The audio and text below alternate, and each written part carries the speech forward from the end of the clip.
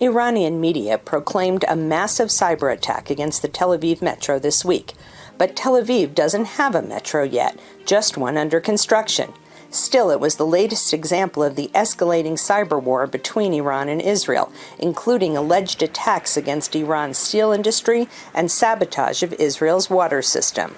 If anyone attacks us on cyber, we're going to attack back.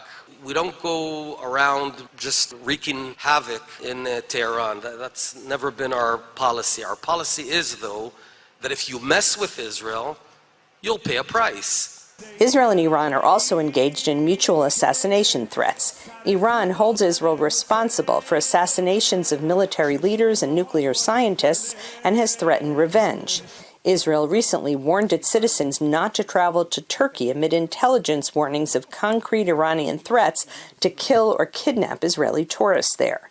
The escalating Israel-Iran conflict comes amid ongoing efforts by world powers to negotiate a deal restricting Iran's nuclear program. Nuclear capabilities would allow Iran to become an even more aggressive regional superpower, warn some Israeli analysts. Having nuclear capability, Iran will gain much more power as a regional power. Iran will understand that Israel cannot attack Iran.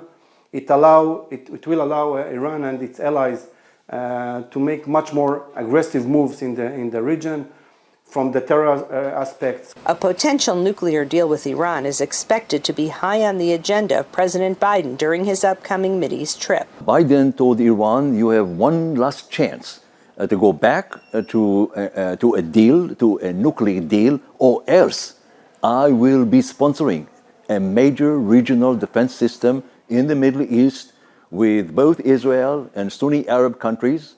With U.S. support, Israel and several of its Arab neighbors have normalized relations during the past 2 years. President Biden will seek to encourage these regional players to further cooperate against Iran.